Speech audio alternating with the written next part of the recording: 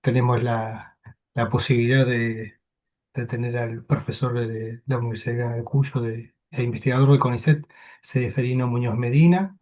Realmente para nosotros es un gusto, es algo que hemos querido llevar adelante hace un tiempito y ahora lo hemos podido concretar. Así que realmente esto es un momento para nosotros que vivimos y trabajamos en el mundo académico, va a ser una hermosa experiencia. Esta conferencia que el doctor Seferino Muñoz Medina va a llevar adelante se titula Diálogo, Educación y Amistad en los primeros escritos de San Agustín y ha sido organizada y digamos, la estamos llevando adelante a partir de la diplomatura de extensión Educar con los clásicos ante los desafíos actuales, que es parte de una diplomatura de extensión de la Secretaría del Rectorado de la Universidad Nacional de San Luis. Y damos digamos, como comienzo, como inicio, un puntapié, con esta modalidad de conferencias abiertas al público, interesados en la temática. ¿Ve? Eh, Seferino, realmente bienvenido. Muchas gracias por estar con nosotros. Muchas gracias por hacer ese espacio en tu vida profesional, familiar, ¿no? Y poder colaborar realmente, especialmente con esta temática eh, digamos, a partir de la figura del gran filósofo y teólogo San Agustín. Bienvenido. Manuel, muchas gracias. No, al contrario, ustedes por la invitación. La verdad que es un gusto poder colaborar desde mi lugar con esta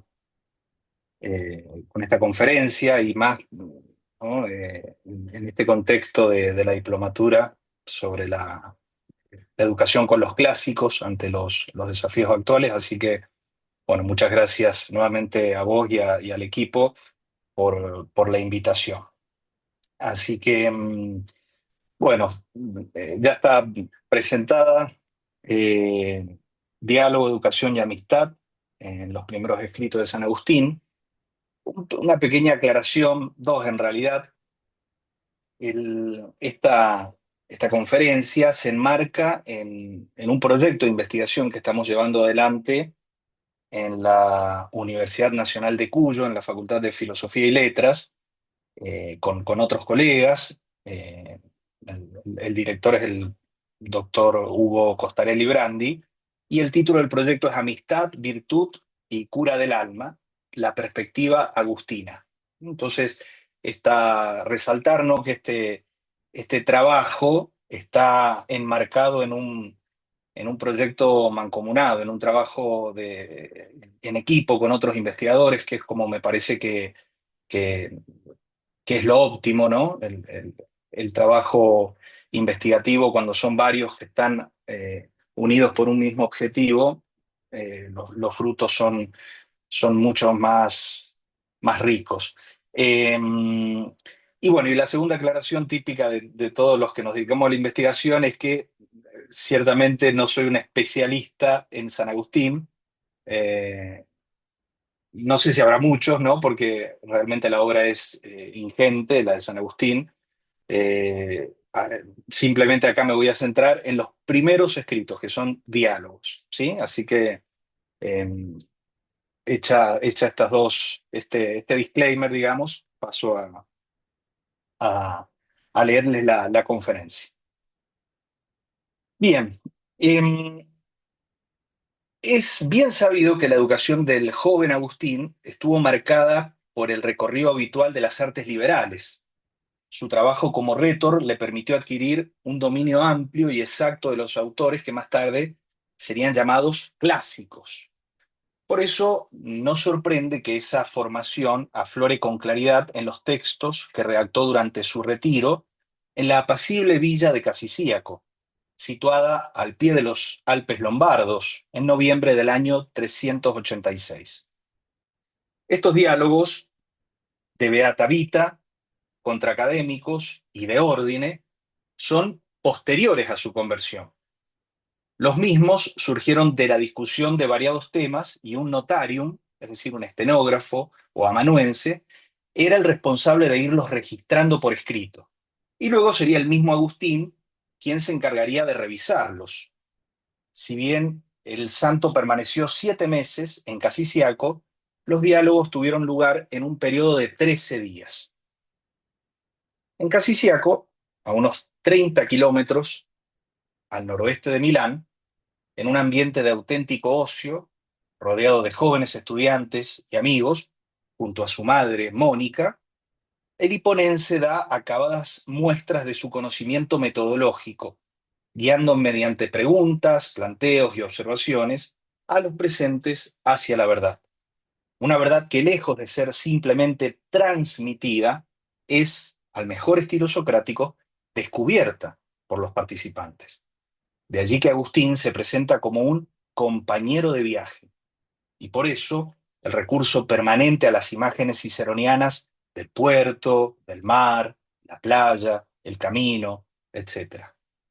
Es durante esta época de reciente converso y previa a su bautismo, que ocurre la noche de Pascua del 24 al 25 de abril del 387, que Agustín propone el camino de las artes liberales y a la filosofía misma como su coronación, y donde el diálogo amical como método tendrá una importancia capital. Tan intensos y profundos resultan estos diálogos de Casicíaco que incluso hay estudiosos que sostienen que los mismos son superiores en varios aspectos a los de Platón y Cicerón, sobre todo si de viveza, naturalidad y colorido se trata. Por lo demás, como sostiene Capanaga, y como dato que conviene que retengamos especialmente nosotros, en Casicíaco asistimos a un hecho de singular importancia en la historia de la cultura: el bautismo y la consagración de las artes liberales que comenzaron a ser siervas de Cristo. La pedagogía medieval recogerá el espíritu del ideal agustiniano de Casicíaco. Las disciplinas humanas deben ser, ante todo, una escala de ascensión o una propedéutica para la contemplación de Dios. Taika Panaga. A partir de lo antes señalado, para desarrollar esta conferencia propongo un dispositivo que incluye los siguientes 4 puntos. Primero, el género dialógico: Platón, Cicerón y Agustín. Segundo, una paideia cristiana. Tercero, la filosofía como modus vivendi. Y cuarto, como consideraciones finales, la amistad como indagación comunitaria de la verdad.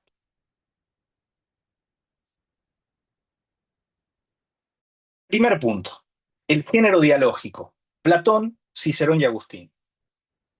Si bien el diálogo como género literario y como camino para la búsqueda de la verdad es anterior a Sócrates, fue este el que pretendió caracterizar a la esencia de la filosofía como una búsqueda compartida a partir de una pregunta o un problema. Es decir, que para Sócrates la filosofía será fundamentalmente dialógica e implicará la formación y el enriquecimiento mutuo del maestro y del discípulo. Con todo, Platón ya sabía que la dialéctica existía antes que él, pero también sabía que estaba llena de desorden y por ende era necesario un recurso literario que fuera capaz de exponer el método de reflexión que condujese a la verdad, y este fue el diálogo. Si bien algunos estudiosos dicen que Agustín accedió a varios diálogos platónicos, lo que es seguro es que leyó traducidos por lo menos el Timeo, el Fedón y el Menón, y que de la lectura de los diálogos aprendió la mayéutica, que se evidencia también, por ejemplo, en el de Magistro y en los soliloquios.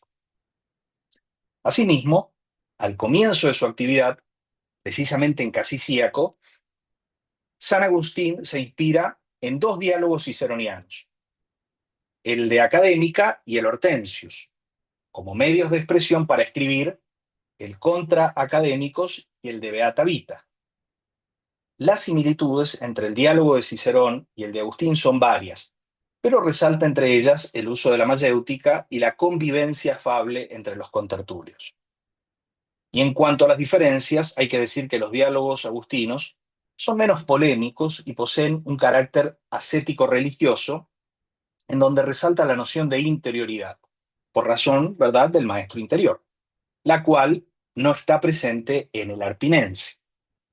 Al decir de Rincón González, a diferencia de los diálogos ciceronianos, los del hiponense desembocan en una filosofía de la oración, de la contemplación y de la iluminación.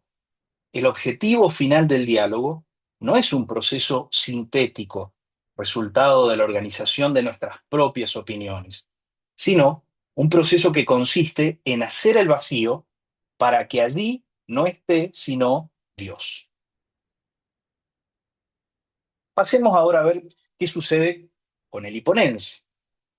El diálogo en Agustín no es un género literario más o una simple herramienta práctica, sino que es un camino privilegiado para la búsqueda de la verdad. Disciplinarum disciplina, lo llama en el de Ordine. Bene disputandi scientia, en el de dialéctica. Disciplina disputandi, en los soliloquios. Disciplina disputationis, de doctrina cristiana. Esta disciplina de las disciplinas proporciona el método para enseñar y aprender y declara lo que es la razón, su valor, aspiraciones y potencia, y también brinda la seguridad y certeza de lo sabido. En los soliloquios, escrito inmediatamente después del retiro en Casiciaco, el hiponense sostiene que el mejor método de investigación de la verdad es el de las preguntas y respuestas. Medius quaeri veritas posit, quam interrogando et respondendo. Y nuevamente, en el de Ordine, lo escuchamos decir, otros pueden enseñarnos algo cuando se asocian a los que discuten con el sistema de hábiles preguntas. O en Contraacadémicos, le dirá a Licencio que toda la discusión que se ha suscitado en ese diálogo tiene como fin el ejercicio y el afinamiento de su espíritu. En otra obra que escribe al muy poco tiempo de haberse bautizado, el de Quantitate Anime, escuchamos en boca de Evodio. Nosotros buscamos la verdad con la razón, por medio de preguntas y respuestas. Cum enim ratione inter nos verum quaeramus, itque fiat rogando et respondendo.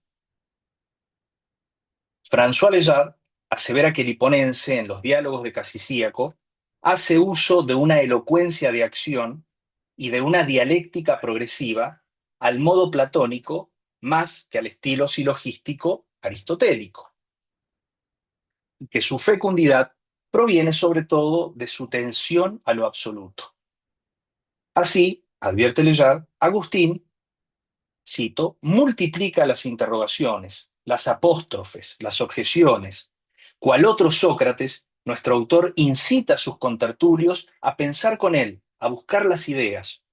Consigue que su interlocutor haga descubrimientos personales, lo encierra entre dilemas, lo conduce por entre laberintos y a fuerza de trazar nuevas avenidas, le hace perder el hilo de la discusión que él conserva siempre presente en su espíritu, gracias a su prodigiosa memoria, incluso cuando parece que se ha olvidado.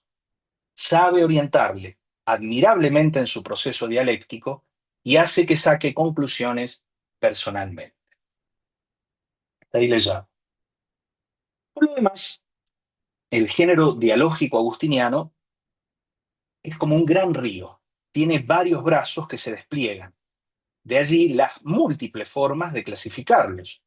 Una de ellas puede ser a partir del sitio en donde tuvieron lugar. Casicíaco, Milán, Roma, Tagaste. También por sus características literarias y científicas, por la importancia de la duda en ellos, por el género de relaciones establecidas entre los interlocutores o por la cantidad de interlocutores que intervienen. En este último caso nos encontramos con diálogos a varias voces, como en el Contraacadémicos, el de Beata Vita y el de Ordine.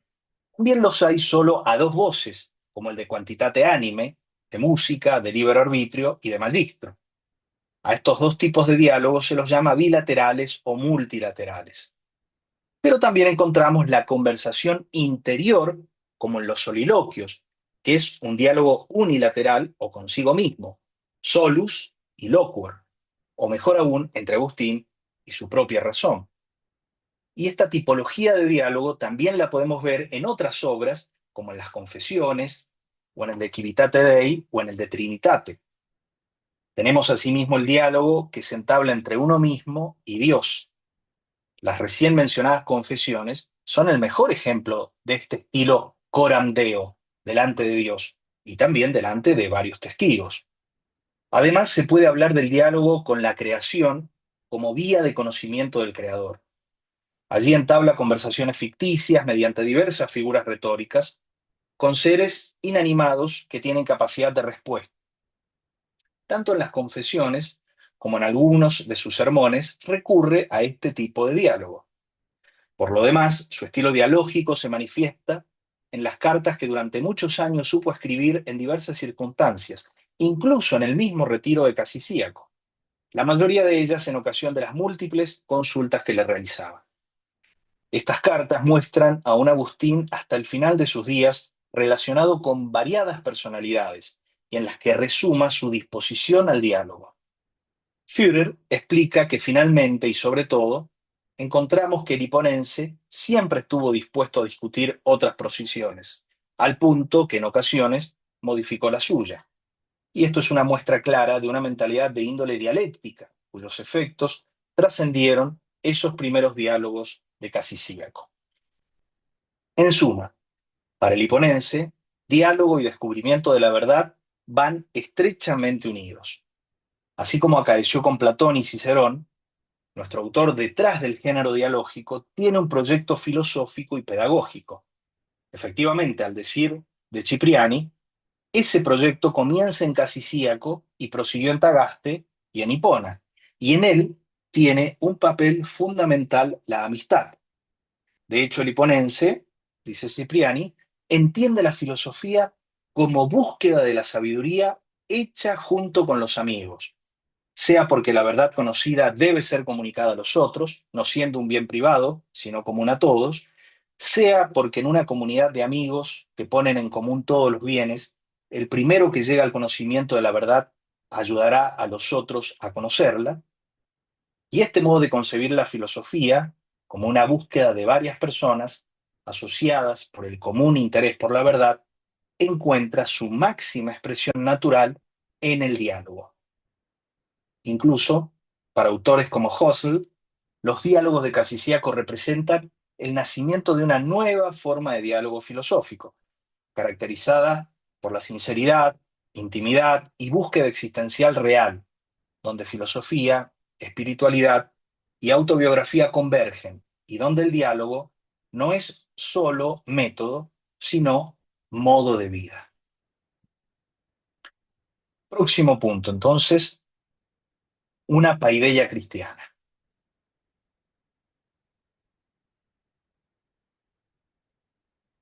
Como recién adelantábamos, fue en Casicíaco donde Agustín delineó el plan de estudios para la educación cristiana. La escuela cristiana, como la entendió la Edad Media, nos recuerda Capanaga, en la cual Dios y la verdad revelada forman la urdimbre sobre la que viene a disponerse y ordenarse la enseñanza de las artes y de las ciencias, nació en Italia, bajo el hermoso cielo lombardo, en la mente del maestro africano recién convertido. En este sentido, cada diálogo de Casicíaco tiene una función maestra dentro del proyecto filosófico pedagógico agustiniano, el de una paideia cristiana. Así, en Contraacadémicos, manifiesta la necesidad y posibilidad de la búsqueda de la verdad. En el de Beata Vita muestra que la vida feliz se logra en el encuentro con dicha verdad. Y en el de Ordine organiza precisamente el modo en la que debe llevarse adelante la investigación de la verdad. Asimismo, no podemos desconocer que los diálogos también son una respuesta cristiana a las doctrinas de Cicerón.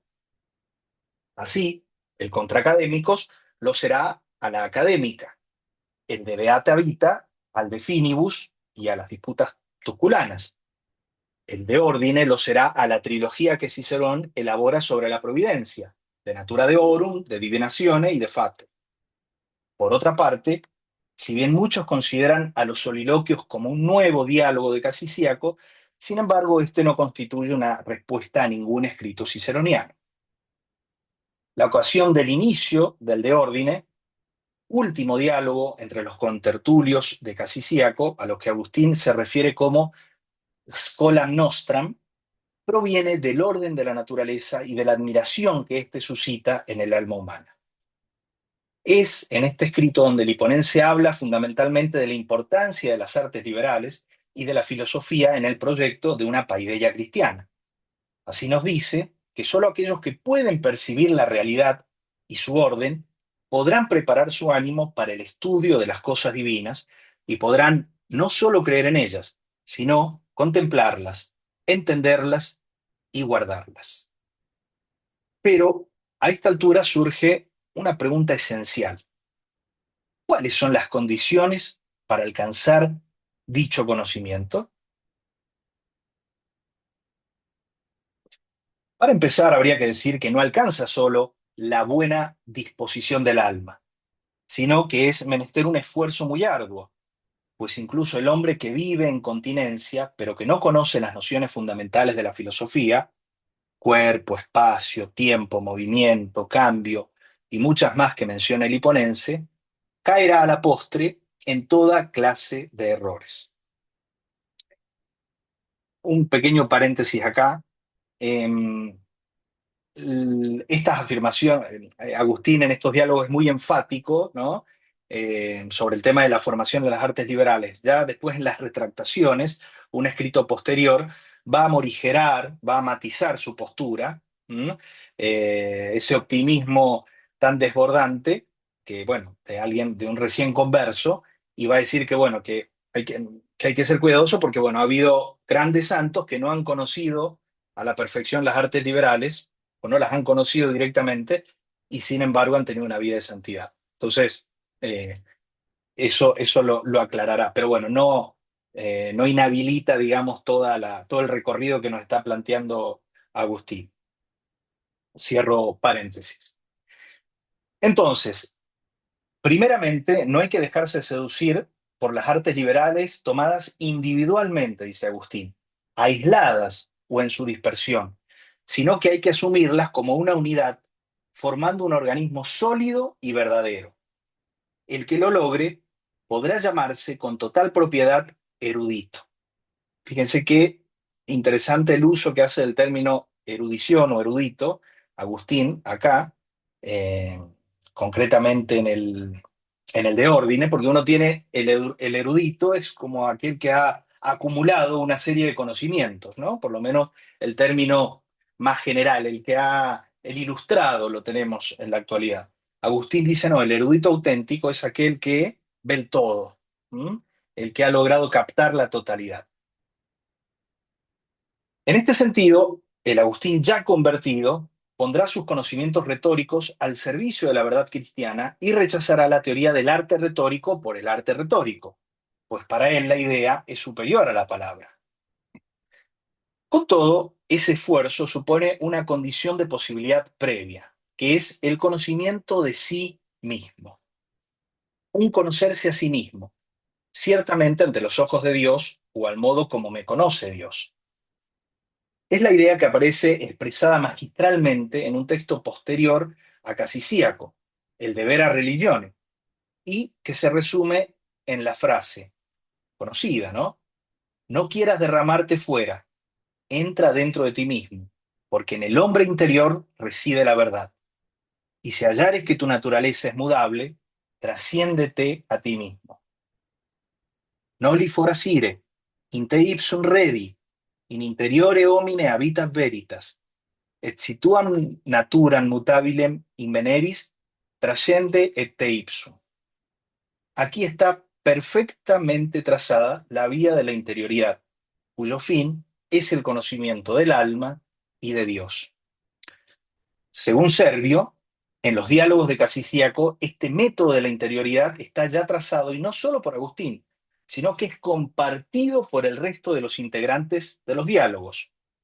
En Contraacadémicos, el africano dice que el sabio es aquel que está consagrado al estudio de sí y de Dios. Por otra parte, en el de Ordine lo dice más claramente, aún cuando afirma que el que no se conoce a sí mismo no puede percibir a Dios como un Dios providente y que rige el mundo con sabiduría. En ese mismo diálogo, afirma que dos son los problemas atinentes a la filosofía. Uno, concerniente al alma, el otro, concerniente a Dios. El primero nos lleva al propio conocimiento, el segundo, al conocimiento de nuestro origen. Luego especifica que, cito, el de orden, el propio conocimiento nos es más grato, el de Dios más caro. Aquel nos hace dignos de la vida feliz, este nos hace felices. El primero es para los aprendices, el segundo para los doctos. He aquí el método, Ordo Estudior, el método de la sabiduría con que el hombre se capacita para entender el orden de las cosas, es decir, para distinguir los dos mundos y el mismo principio del universo. Hasta ahí Agustín en el de orden. Finalmente, en los soliloquios, el maestro africano afirma que desea conocer a Dios y al alma. Y más adelante, en el mismo libro, dice a modo de oración, que me conozca, que te conozca, no ver in me, no ver in te. Asimismo, el conocimiento también está orientado a la adquisición de las artes liberales. A estas nos referiremos ahora, pues al decir de Agustín, como esas artes se ordenan en parte al provecho de la vida, en parte a la contemplación y conocimiento de las cosas, es dificilísimo adquirir su ejercicio si no se emplea desde niño mucho ingenio, mucho entusiasmo y perseverancia. Las artes liberales son un conjunto de hábitos y habilidades elevados precisamente a nivel de arte. Podríamos decir que son un conjunto de reglas que guían al alma para obrar rectamente. De allí que tenemos las artes de la palabra, o sermocinales, o trivium, y las artes de los números, o de las proporciones y armonías, o quadrivium. Podríamos graficar el trivium y el quadrivium con los siguientes versos latinos, que se los voy a copiar acá en el chat para que lo puedan, para que lo puedan ver. A ver, acá está el chat.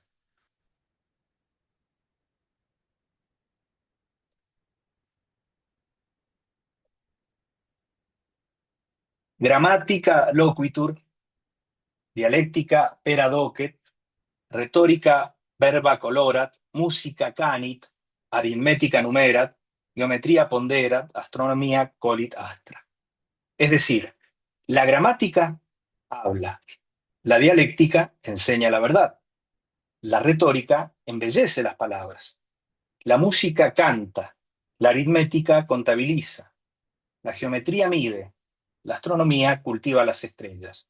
O si quieren, en una versión un poco más poética, podríamos traducir, la gramática da voz, la dialéctica devela la verdad, la retórica viste de colores la palabra, la música eleva el canto, la aritmética ordena los números, la geometría mide las formas del mundo y la astronomía celebra la danza de los astros.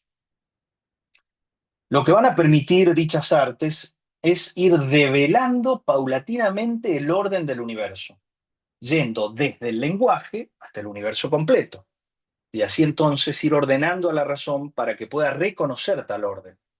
Así lo escuchamos decir al hiponense.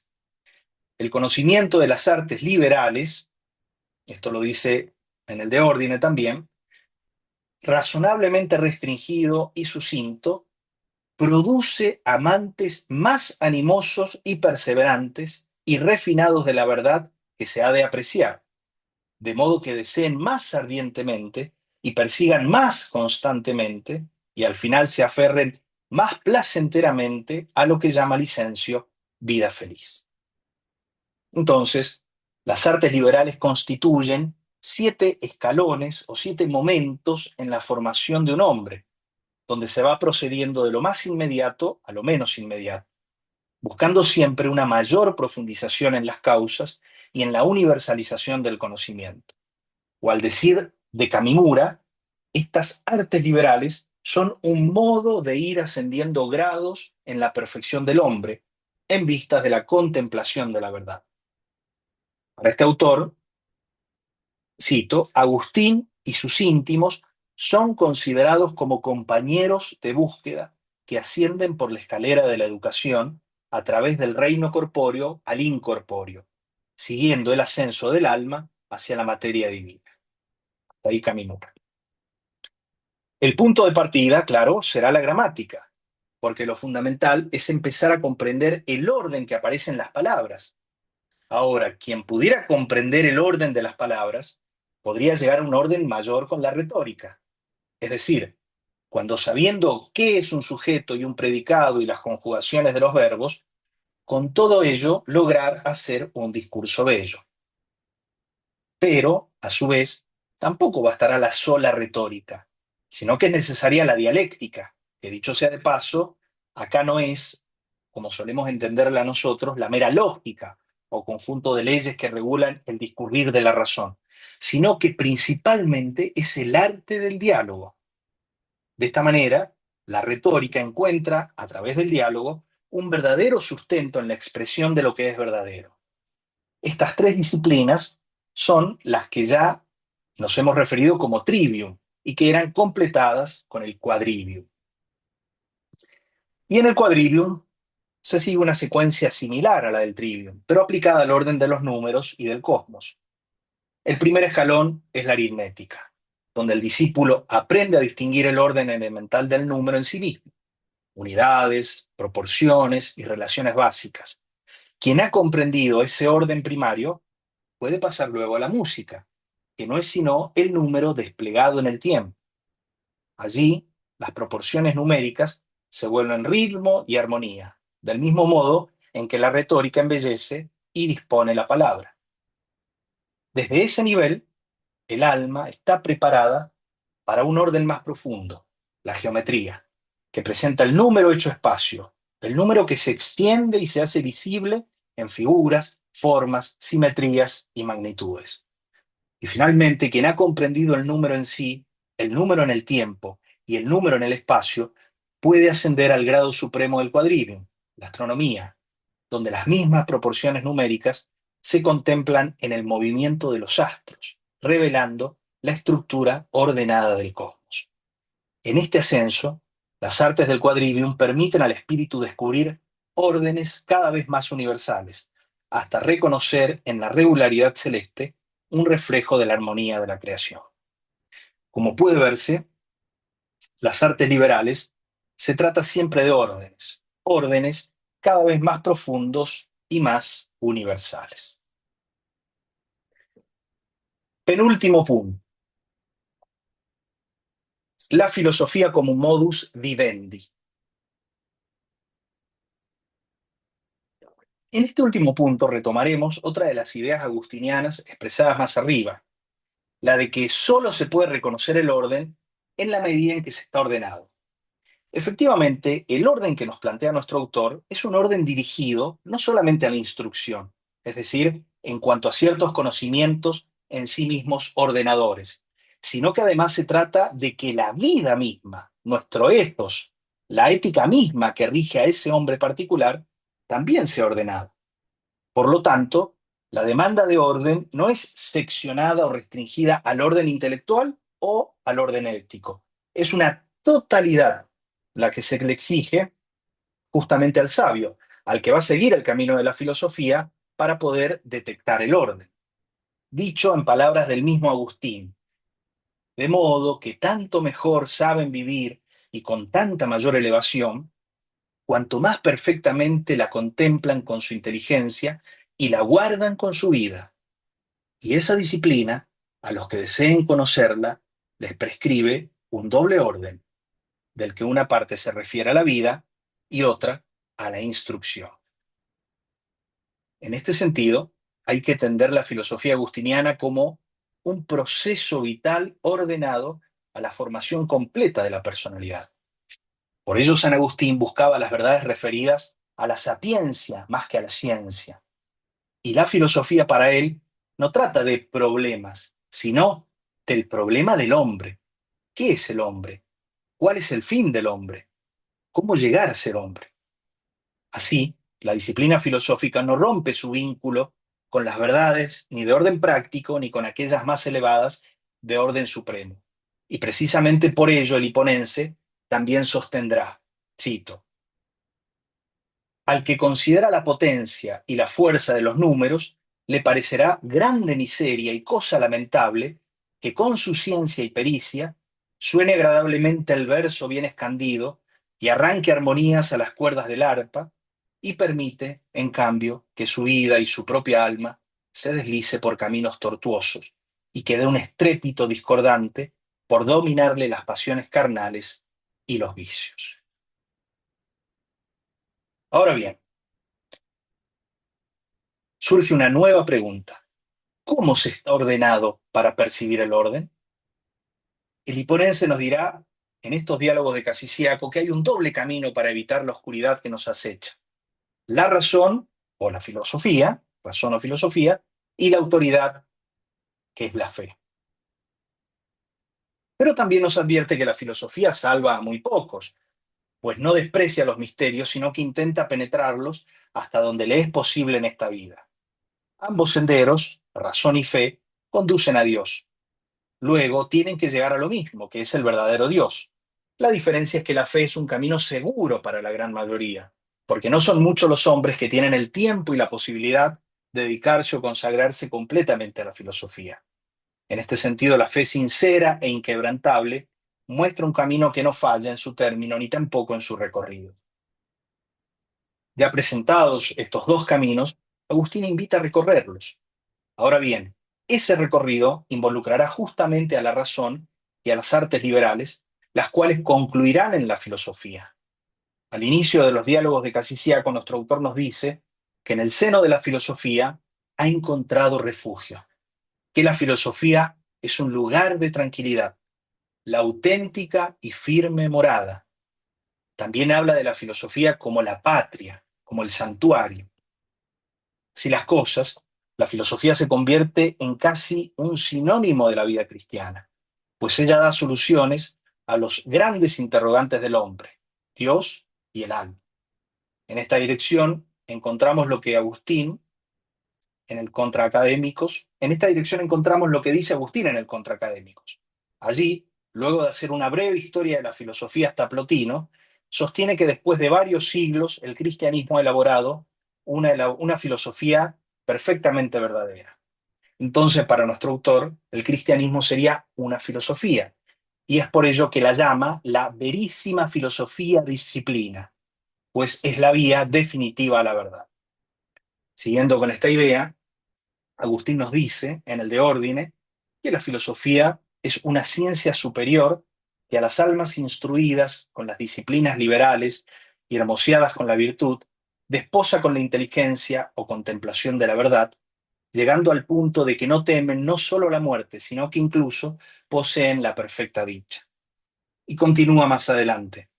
Ni persigue otro fin la verdadera y auténtica filosofía, sino enseñar el principio de todas las cosas y la grandeza de la sabiduría que en él resplandece, y los bienes que sin detrimento suyo se han derivado para nuestra salvación de allí. En esta línea, la filosofía será entendida, ya lo dijimos, más que como mera actividad intelectual, como un modus vivendi, como un compromiso del hombre en su totalidad, como un conocimiento de tipo sapiencial. Último punto, consideraciones finales, la amistad como indagación comunitaria de la verdad. En base a lo expuesto podemos concluir que el espíritu de la Schola Cassissiacchi no se dirigía solo a buscar el conocimiento de los clásicos, de las artes liberales y de la filosofía como si éstas fueran fines en sí mismos. Pues si la filosofía es un modus vivendi, entonces es una actividad totalizante y que por ende involucra a todos los que estén dispuestos a transitar el arduo sendero de la sabiduría. Así, la filosofía en Agustín es una indagación comunitaria amical, lo cual supone un ambiente de tranquilidad y familiaridad, en el cual mediante largos diálogos se va marcando el camino por el que junto a sus amigos busca y encuentra la verdad. Efectivamente, en los soliloquios, por ejemplo, ya siente con fineza los encantos de la amistad, pues el vínculo afectivo con el prójimo conduce al sumo bien. Para el hiponense, los hombres deben unirse cual lámparas de Dios y así transmitir su luz, y el primero que llega a la verdad debe comunicarla generosamente a los demás. Así, el auténtico amigo es una epifanía de Dios. Para Agustín, todo es odioso para el que no tiene amigos. Ya Aristóteles había sostenido que son amigos solo aquellos que tienen igual sentir y que viven una vida de virtud. Y Cicerón pondrá también como condición la igualdad en las costumbres y en la virtud. En línea con ellos, Agustín dirá que la amistad de unas almas con otras se fundamenta en la semejanza de las costumbres.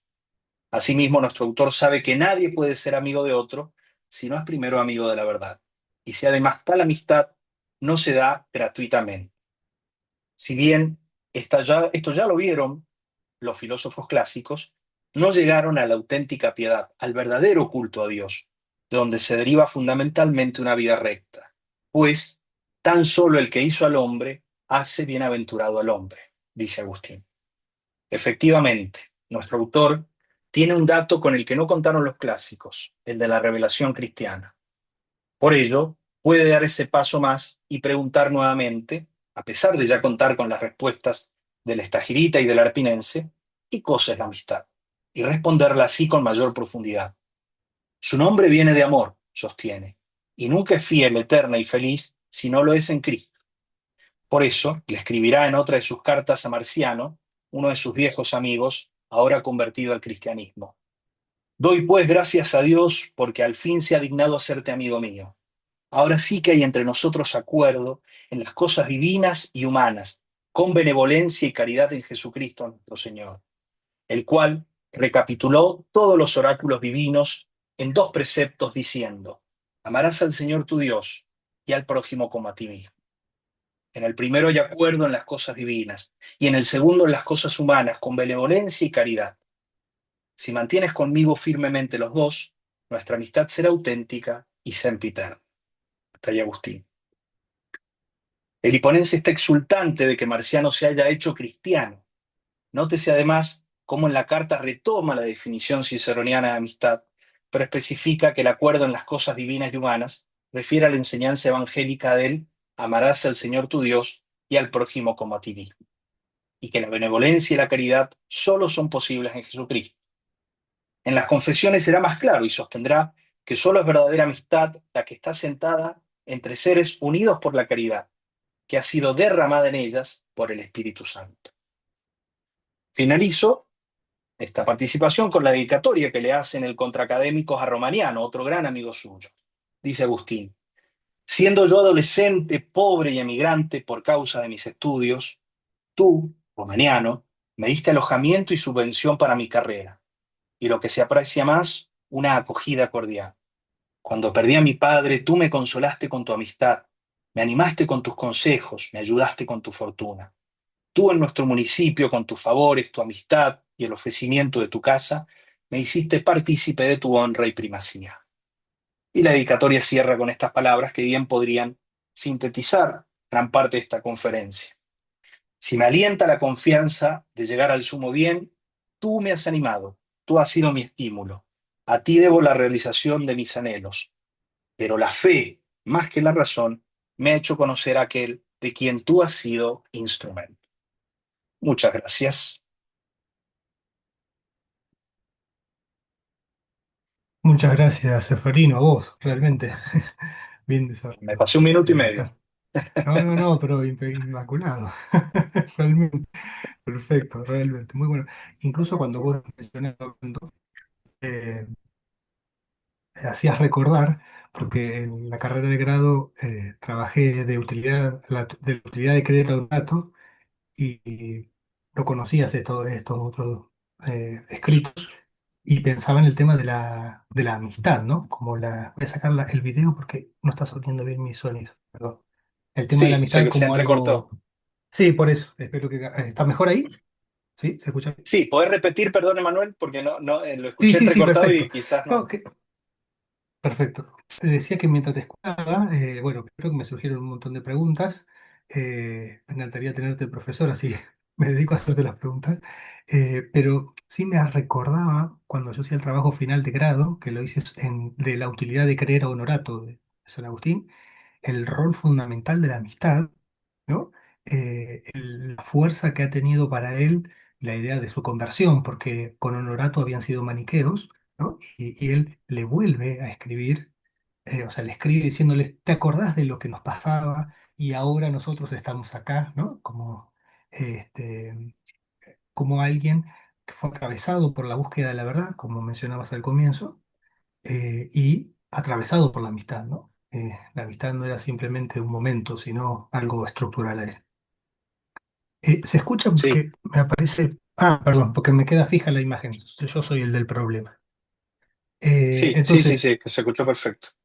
sí, ay, fenomenal. Así que realmente te agradezco porque hace poco me enteré que lo pudieron editar de la utilidad de creer, así que animo a todos también a conseguirlo. Agape, la editorial Agape, así que es cercano. Por un lado eso. Y bueno, comentarles al resto que empezamos el espacio, habremos un pequeño momento de preguntas, comentarios, observaciones, ¿no?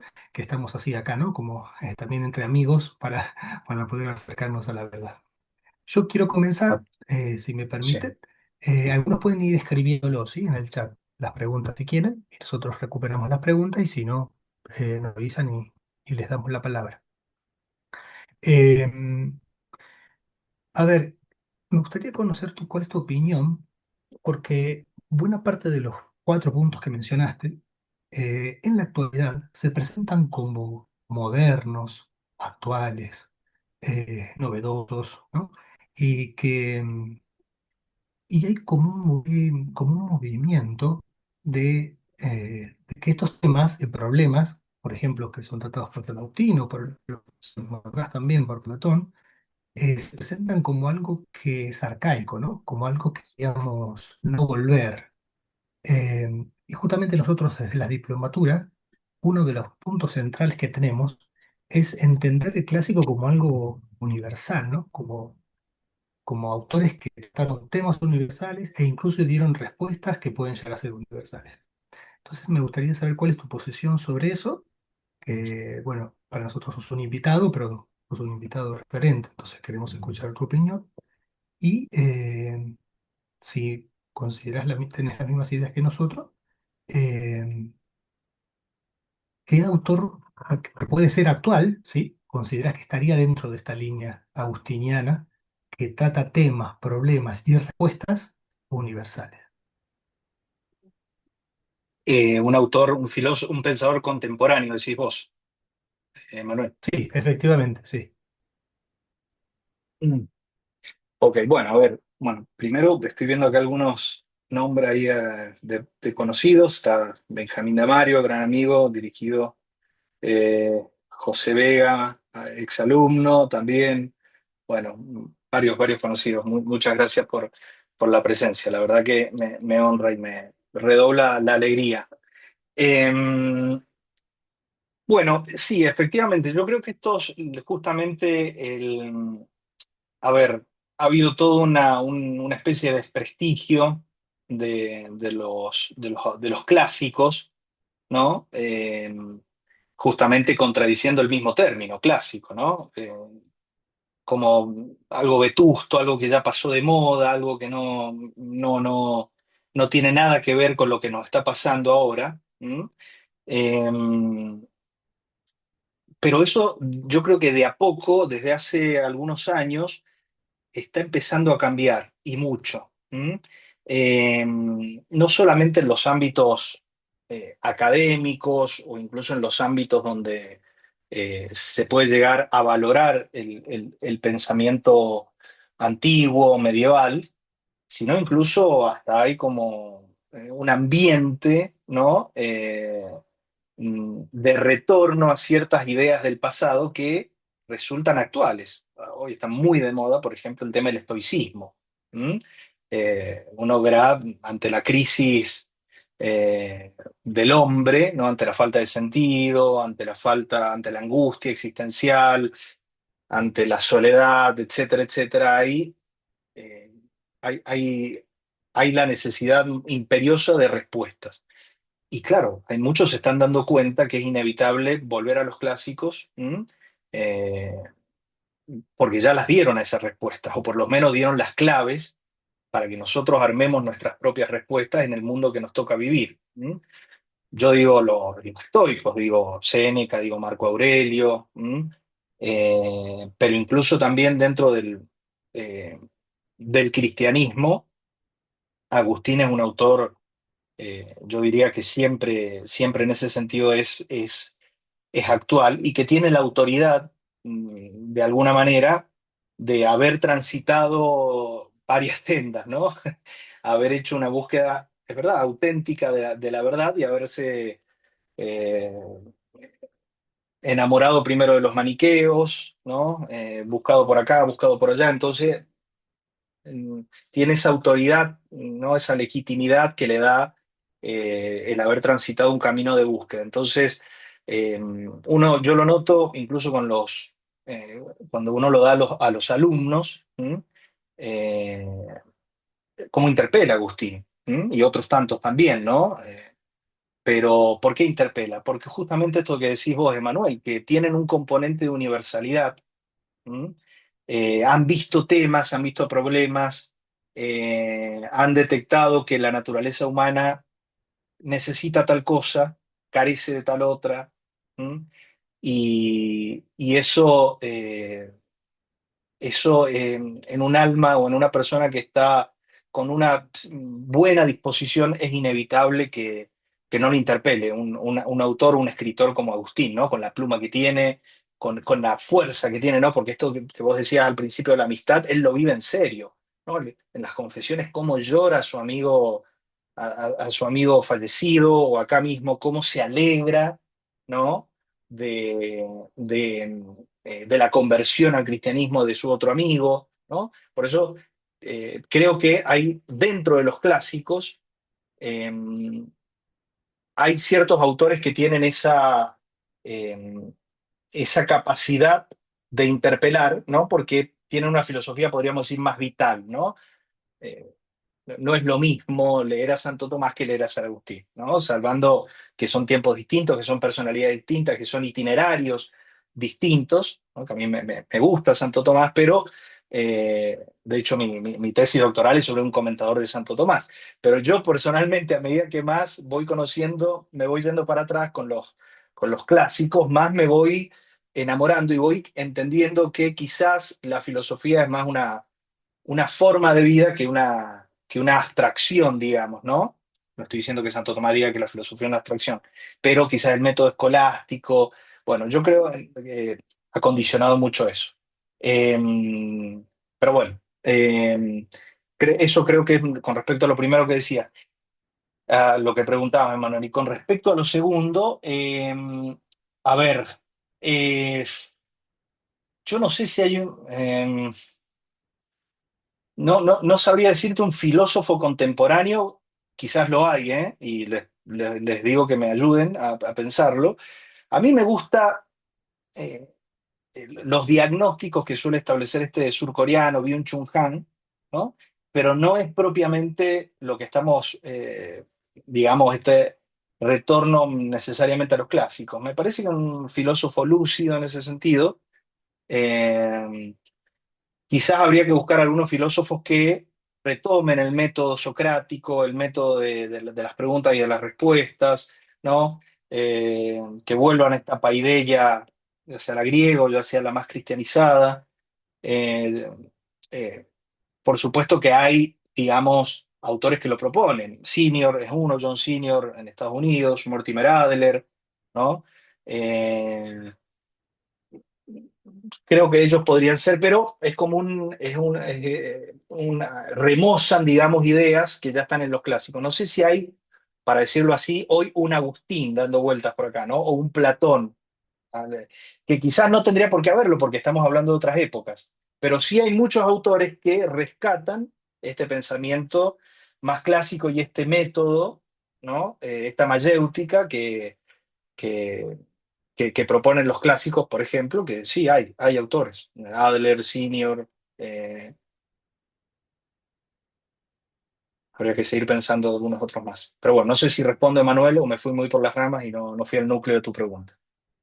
No, no, perfecto, perfecto. Sí, sí, sí, sí.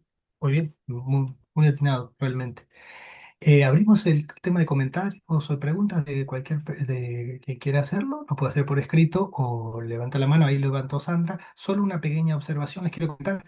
Vamos a dejar en la parte de mensajes un formulario para que quienes quieran tener el certificado de asistencia, o sea, una resolución pectoral de asistencia, llenan ese formulario y con esos datos traten de no equivocarse, porque usamos esos datos para hacer la resolución correspondiente. ¿Está bien? Así que, Sandra, por favor, bienvenida. Gracias. Hola, gracias, Seferino, por la conferencia, muy interesante. Muchas Em, gracias. Mi pregunta es la siguiente, ¿no? San Agustín, digamos, usa el género dialogal, el diálogo en los diálogos de Casiciaco, que serían de alguna manera sus obras tempranas. Mi pregunta va hacia el tránsito de otras obras, como las Confesiones o Trinitate. Hay allí es decir, San Agustín abandona, tú dirías que abandona el diálogo o lo transforma o lo redimensiona. ¿Cómo ver, digamos, esta presencia del diálogo en obras posteriores? ¿O abandona el género porque ya busca la verdad de otra manera o necesita o establece, digamos, otros modos de alcanzarla? Eh, Quería ver un poco qué piensas. Bien, sí, bueno, hay algunos autores que dicen qué pena que Agustín no siguió escribiendo en diálogos con la frecuencia con la cual empezó. ¿M? Yo ahí les comentaba en lo que leía, ¿no? Que aparte de estos diálogos hay otros, ¿no? Aparte del contraacadémicos, de Beata Vita y de Ordine, bueno, tenemos los soliloquios, que es un diálogo con uno mismo, también el de Quantitate Anima, el de Libero Arbitrio, el de Magistro, o sea, hay varios diálogos, ¿no? Incluso en las mismas en el de Trinitate o en el de Civitate Dei también hay fragmentos de diálogos y en las mismas confesiones uno puede ir encontrando el método dialógico. Eh, pero sí es verdad que sí lo fue dejando de lado por los tratados. ¿M? Yo creo que influye mucho las circunstancias, ¿no? En las cuales tenía eh, que moverse, ¿no? Ante disputas con diferentes herejías, con diferentes herejes, eh, temas quizás más teológicos, cuando ya tienen que empezar a hacer disquisiciones mucho más teológicas. Entonces, bueno, el diálogo, ahí quizás el género del tratado es más apropiado, digamos, que el diálogo. Eh, pero sí, la verdad es que sí, que lo fue dejando. También es cierto que las cartas son una especie de diálogo, entonces uno podría decir de las tantísimas y tantísimas cartas que tiene, también él va haciendo un diálogo epistolar, entonces podríamos tomarlo allí, pero a ver, lo hermoso que son los diálogos de Casicíaco, eh, claro, eso ya no lo retoma, él lo deja. Yo creo forzado por sus circunstancias, ¿no? Por sus debates, por sus nuevos problemas a tratar, por su etapa de la vida también, porque de alguna manera los diálogos, eh, él está, sobre todo en estos diálogos de Casicíaco, él es recién converso, se acaba de convertir, todavía no estaba bautizado. Entonces, es una forma de él también irse ordenando, irse convenciendo de que, por ejemplo, en el contraacadémicos, de que los académicos estaban equivocados, ¿no?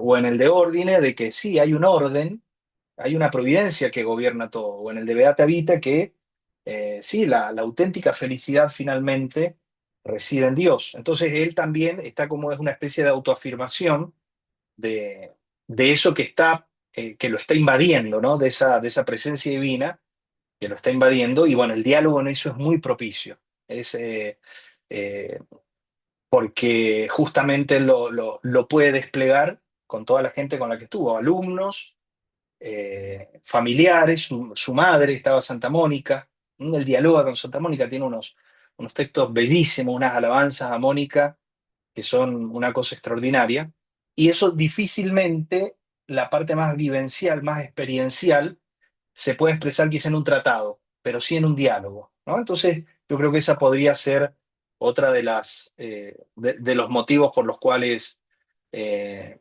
esta primera etapa es más del diálogo, y después, bueno, lamentablemente, no lo digo yo, lo dice con pesar, pero otros especialistas incluso, lamentablemente no siguió con ese estilo, ¿no? Así que eso es lo que se me ocurre, Sandra, contestar. Pero Gracias. los invito a que lo lean. Por favor, lean esos.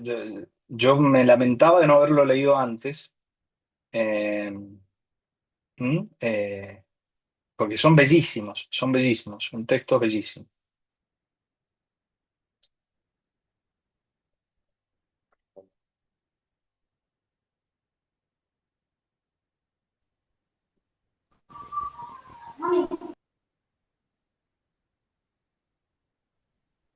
Una pregunta. Cuando el San Agustín se enfrenta controversialmente con el donatismo, contra los pelagianos y contra los novacianos también, creo que, ¿cómo, digamos, encara él, además, me imagino que es a través de ese diálogo confrontativo, ¿no? ¿Cómo lo encara él ese aspecto de del diálogo, digamos, digamos, lo que yo quiero saber es, digamos, con cuánta rudeza, digamos, o con cuánto, cómo él entablaba el diálogo, si era un diálogo fuerte o la verdad que yo me imagino que a través de la lectura de sus comentarios y demás, se debe saber bien cómo reaccionaba San Agustín respecto a estas herejías que existían en ese momento. Pues yo no recuerdo, la verdad, cada una de las confrontaciones. Yo sé que Agustín por momentos era bastante duro, eh, era muy firme en sus posiciones. No es el estilo de los diálogos, claramente, ¿no? Uno ve Ujú, el diálogo acá, los diálogos casiciacos, y él los va llevando con una fineza, los contertulios, ¿no? Con una calidez, al mejor método, modo mayéutico, y más que eran amigos, ¿no? Entonces, ujú, eh, los interlocutores eran absolutamente propicios para el diálogo. En cambio, claro, en los otros, yo, como le digo, no recuerdo específicamente cuál habrá sido el tono en cada uno, pero yo no creo que haya sido muy suave en todas las intervenciones, ¿no? Porque muchas veces eran herejías. Eh, pero bueno, habría que ver eh, tratado por tratado, ¿no? Cómo ujú. lo iba encarando. Yo la verdad no recuerdo, no voy a decir algo que no me acuerdo, pero lo que ciertamente pienso es que no debe ser con este tono delicado de los diálogos. Bien, muchas gracias, ¿eh? No, disculpe, Martín, que no profundizo en eso, no lo recuerdo, la verdad. Bueno, gracias, gracias. Buenas tardes, no sé si se escucha ahí. Sí. Bueno, muchas gracias por la conferencia. Eh, una cosa que me quedaba pensando mientras escuchaba eh, es esto de, bueno, cómo educar con los clásicos. Eh, porque, bueno, el mundo contemporáneo parece atentar un poco contra la contemplación, atenta contra la contemplación directamente, en muchos aspectos, y eso es como un paso previo para poder después eh, dialogar o, sí, trabajar. eh, en educación con los clásicos, digo. qué diálogo se puede establecer si, si no tenemos esa capacidad contemplativa, digo, porque podemos muy bien leer el texto y analizarlo y desmenuzarlo y demás, pero bueno, sí, no es una cuestión, me parece, ¿no? Simple de lectura, no sé qué piensa al respecto. O sea, no es simplemente ponerlo en el currículum, aunque eso sea muy bueno, sino después llevarlo a a la consideración de los temas que se tratan y demás, los clásicos, al diálogo con todos. Ujú. Sí, sí, muchas gracias, Luciano. Bueno, para empezar va a depender, ¿no es cierto?, en el nivel en el que uno lo aplique a esto. Lo ideal, como dice Agustín, es desde niños. ¿M? Eh, Da más resultado en el sentido no utilitario, ¿no? Sino eh, da más amor a la sabiduría cuando estas artes liberales son implementadas desde la niñez, como dice Agustín. Y bueno, pero eso, claro, tiene que ir acompañado de un contexto de contemplación, eh, ¿no? Del famoso, esa predisposición al asombro, el thaumazein que decían los griegos, que está prácticamente anulada en las sociedades contemporáneas, por todos los estímulos visuales, auditivos, eh, de todo tipo que permanentemente, a los que permanentemente nos vemos expuestos, gente de todas las edades, pero bueno, claro, sobre todo los niños que no tienen las herramientas afectivas y mentales como para poder procesar, ¿no?, toda esa información o para poder diferenciar que eso no es la realidad, que es algo virtual. Nosotros por lo menos alcanzamos a comprender que no es la realidad, aunque caemos en esa trampa, pero claro, el niño que no tiene esas advertencias previas y esa experiencia de vida, eh, claro, se le anula la capacidad de contemplación. Yo en ese sentido eh, veo fundamental, si lo pensamos desde la niñez, el papel de la familia y el papel de los colegios donde uno manda a los niños, ¿no? Es verdad que ya, de nuevo, hay como una vuelta, así como recién charlábamos con Emanuel, de que hay como una revalorización de los clásicos. eh, Habrá que ver después cuán profunda es esa revalorización o no, si a ver si es un puro satinado, un barniz y nada más. Pero bueno, así como hay una revalorización de los clásicos, también hay lugares donde ya no se permiten celulares, pantallas, en colegios, ¿no? Porque bueno, se están dando cuenta que esto está destruyendo las capacidades cognitivas de los niños. Entonces yo creo que si no hay una predisposición previa, bueno, esto difícilmente germine. ¿M? Vamos a quedarnos en una analítica, como dice Luciano. O sea, bueno, vamos a analizar el texto, yo les traigo, no sé, vamos a analizar el Gorgias de Platón, decir algo, claro, pero no, no voy a poder captar el sentido, ¿m? Porque implica un acompañamiento, como dice Agustín, de la vida. ¿M? Esto no es un mero ejercicio racional, sino que es un modus vivendi, es un modo de vida. Tiene que ir acompañado, las artes liberales, con un doble orden, el orden de la instrucción, porque ¿no? Está la enseñanza, el aprendizaje, etc., pero también con el orden de la vida. Entonces, eso no nos tenemos que olvidar, lo tenemos que tener presente porque si no va a ser una erudición, en el peor de los sentidos, moderno, como contemporáneo, no la erudición de la totalidad de la que hablaba Agustín, ¿no? Entonces, me parece que eso, ir intentando desde la niñez, desde la más temprana edad, suprimir todo lo que sea, lo más que se pueda, obviamente que es difícil, pantallas, estímulos y demás, y después, cuando eso ya está instaurado, bueno, irlo desarraigando en los adolescentes, en los jóvenes, en nosotros mismos, porque si no, no vamos a tener, eh, a ver, Heidegger dice, el asombro es una disposición, creo que lo llama un pathos, ¿no? Un pathos, una disposición. Pero si yo, no, si yo carezco de esa disposición, no me voy a asombrar de nada. No voy a poder tener esa capacidad contemplativa. Así que es difícil, ¿no? Es un desafío que tiene varios frentes. Eso se me ocurre, Luciano. Complete usted Bueno, si tiene otra idea también, suma. muchas gracias.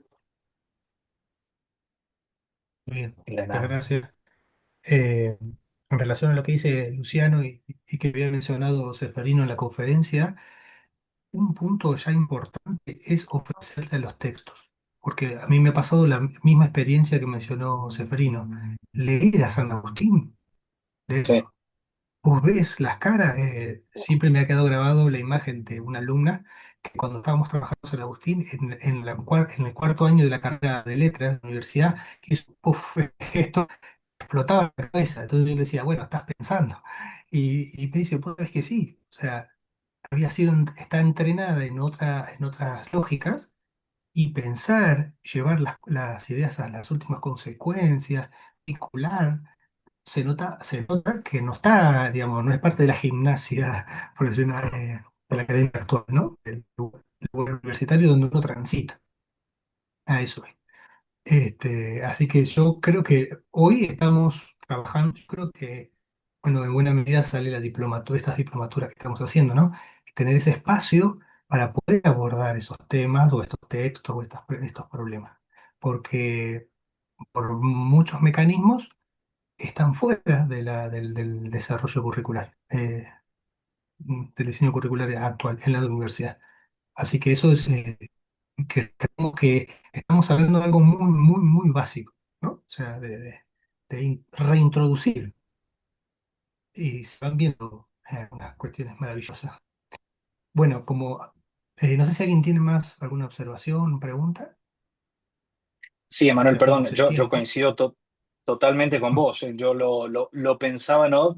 La respuesta iba dirigida más, si uno lo piensa desde desde la más tierna infancia, pero sí, efectivamente, cuando uno ya tiene ciertas herramientas, cierta experiencia, bueno, en general siempre, ¿no? Pero el clásico conmueve. ¿M? La lectura del clásico, el encuentro con el clásico conmueve y creo que en este sentido la diplomatura puede ser un espacio de auténtica transformación vital, en el mejor de los sentidos, ¿no? Un espacio filosófico muy, muy profundo y por eso también está muy, de nuevo, muy de moda, hay una vuelta a todo esto, hay una vuelta. Así que adelante con la diplomatura, está muy bien. Muy bien, gracias, Seferino. ¿Hay nadie más? Ya estaríamos en tiempo para no robarle a Seferino el esfuerzo que ha hecho No, por no, estar acá con nosotros. un placer. Bueno, sí, lo damos por finalizado, Seferino. Realmente, muchísimas gracias. Sé que tenés mucho trabajo. No llegué a presentarte completamente, pero imagínense que él No, lleva adelante la revista escrita Medievalia, que solo eso es suficiente para olvidarse de otras cosas. Y está en el doctorado en filosofía en la Facultad de Filosofía y Letras de Cuyo, también da pauta de que realmente hay un tiempo extra, aparte del tiempo que uno le dedica al trabajo de grado, ¿no? Que es básicamente nuestra forma de subsistencia, ¿no? Pero bueno, tenemos otros trabajos, otras que se nos agregan y bueno, junto con todo esto, él y su familia han hecho un pequeño hueco y se lo tenemos que agradecer realmente públicamente. Muchas gracias, Seferino. Muchas gracias realmente por estar acá. no, Y no, a ustedes por la oportunidad y a todos los presentes por la paciencia. sí, sí. Y ya te volveremos a invitar. Y por último, también quisiera hacer un agradecimiento público al esfuerzo que ha hecho la licenciada Claudia García, que también es, porque Seferino también es en la carrera de comunicación, ¿no? No sé si es comunicación social como acá, pero bueno, la profesora García es parte de la carrera de comunicación y ha hecho todo este esfuerzo con Seferino de llevarlo adelante y que podamos alcanzar la resolución. Así que también quiero hacer público el agradecimiento. No se No, olviden de nada que quienes agradecer, estén, gracias a ustedes, Manuel. ajá, no se olviden de quienes estén interesados en tener el certificado, por favor, llenen el formulario que lo vamos a utilizar. Nuevamente, muchas gracias a todos. Nos estamos viendo. A los que son alumnos de la diplomatura, seguimos viendo el próximo martes. Y a los demás, que estén atentos a las próximas invitaciones para distintos encuentros, conferencias y conversatorios. Un saludo y muy buenas tardes para todos. Chao.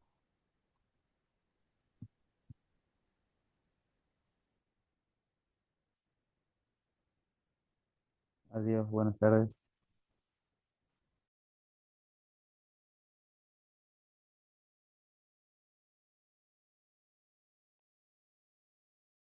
Bueno, muchas gracias, Manuel, Claudia. Adiós. Ahí estoy. Gracias, Seferino. Muchas gracias a vos. Estoy con